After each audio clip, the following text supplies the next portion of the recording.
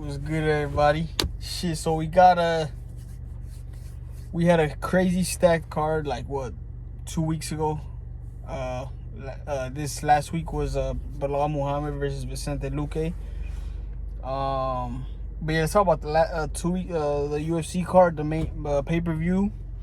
It was the Volkanovski versus Korean Zombie. You know, if you guys look at my prediction for that card, I pretty much predicted 100% what happened. I said Volkanovski was going to go in there and put a beating on Korean Zombie. And that's basically what happened. You know, that wasn't a surprise. Jan and Sterling, I had picked Jan and Sterling. I picked Jan, but I did say in that video, I said, if there's anybody that can pull an upset out of the top three fights, it's going to be Sterling. So, you know, like, I got it wrong, but I did, you know what I'm saying? I did say Sterling had the highest chance of pulling an upset. Just because I had seen the first fight, and I think people, like, have a bad memory of the first fight. And I think Sterling did better in the first fight than what people recall. So, yeah, I mean, I guess Sterling's not bad. You know, he's not bad, obviously. But I do still feel like Jan is just a better fighter. You know what I mean? Like, I don't know why. I just feel like Jan's just a better fighter. Like, Jan he's just a better overall fighter for some reason. You know, because I feel like Sterling won 1, 2, 3, and then Jan won 4 and 5. But I feel like Sterling won his rounds 2 and 3 very convincingly. You know what I mean? You could call him dominant, I guess, if you want, I guess. But, like, he didn't do anything with that position, bro.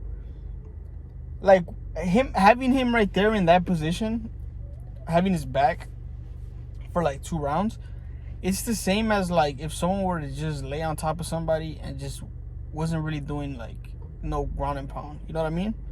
Like, if someone lays on top of somebody else and just not really does any ground and pound, it's equivalent to what Aljamain Sterling did. Just the fact that he did it on the guy's back. You know what I mean? So that's why it's like, you beat him, but, like, you just had a good position on him. You know what I mean?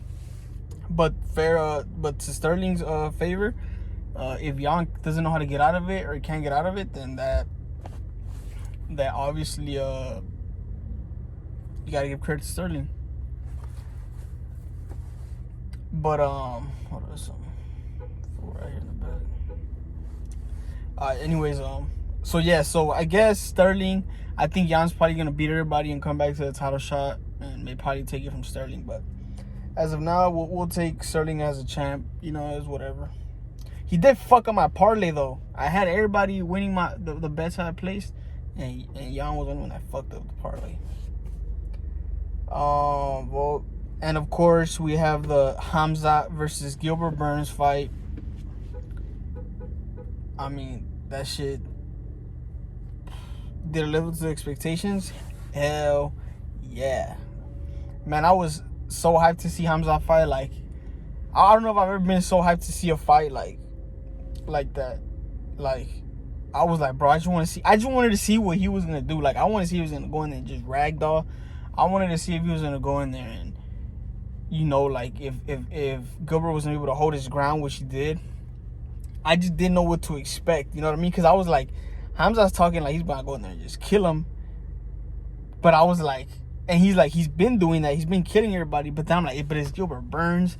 So I was just in that, like, I don't know what's gonna happen. You know what I mean? But yeah, the fight was good. Obviously, Khamzat, you know, he won the first, lost the second, and then you can say he won the third. But yeah, I mean, you can see, obviously, everybody saw what his coach told him to not get in a war. Like, obviously, I think, you know, Khamzat's the bigger fighter, so he has more reach on him. They're trying to throw straight punches. But, like, yeah, that shit was a fucking good-ass fight. I think next for Khamzat, you got to give him Covington. I know Bilal Muhammad just won this weekend, and he's calling him out, Covington, but nah. I think Khamzat versus Covington, and then if he's able to beat Covington, for sure title shot. You know what I mean? Because I feel like every time somebody comes into the like top 5, right, you never really see someone fight the number 2 guy, then the number 1 guy, and then he fights for the belt. It's always like he'll maybe fight, like, you know, like the second guy and then go to the top. Like, you never fight the champ. You never fight like the first number 1 guy and then the champ. You know what I mean? You never fight the, like, because Covington had just fought for the belt, so you never fight the guy that lost for the belt and then fight the champ. You never really do that. They always fight like a lower guy, like a third guy or something like that. Imagine this dude Khamzat comes from number 11 to beat the number 2 guy, which was Burns. Then he's gonna go fight Covington, which is the number 1 guy, and then he goes and then fights Usman. And if he's able to beat him, he just took out 3 killers back to back to back. Now, can he beat Usman? That's gonna for sure be his hardest fight. Covington, that's also gonna be a very tough fight. But I feel like Burns does possess more of a threat on the stand-up just because he has more power. And then Khamzat has good takedown defense. So if it just comes down to Covington and it comes down to Covington stand-up and Khamzat stand-up. It's just like when Usman and Covington fought. Their ground game cancels out and then they just go stand-up. Same thing with Khamzat, just because we seen Gilbert try to take him down. He couldn't take him down. He looked strong trying to defend them takedowns.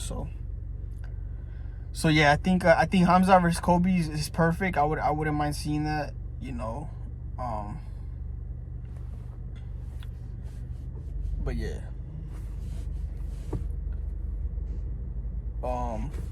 Then we saw Bilal Muhammad fight this weekend. We saw him fight. We saw him beat Luque. I thought Bilal Muhammad was an underdog. I thought Luque was gonna beat him. You know, he had already beat him once before. He had already beat him once before. He had knocked him out. So I was like, he's probably gonna do that again. He's a bigger guy, and I was just like, I don't know. Like I know Bilal's underrated just because I know a lot of people don't like him. But I knew that he's good. I knew that he was a good fighter. But yeah, you know what I mean. You gotta give him credit. He coming out Covington. I don't know if they'll give him that fight. He's probably gonna fight somebody else. I don't know, but I don't think he's gonna fight Covington. Luque really disappointed. I'm not gonna lie. He really disappointed. He didn't look good at all. He wasn't even really throwing punches. I mean, that's definitely not what I expected out of Luque.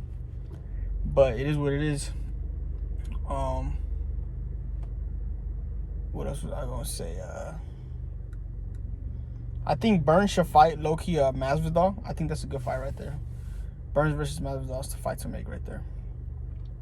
But yeah, we're gonna wait for the next fight cards. Probably like this week coming up. Probably make some shit. I think it's Andrade, so I'll probably skip that. If there's everything else that pops up, I'll talk about it. If not, I'm probably gonna wait for the Font and Marlon whatever Cheetos fight. But yeah, that's about it. I'm out. Peace.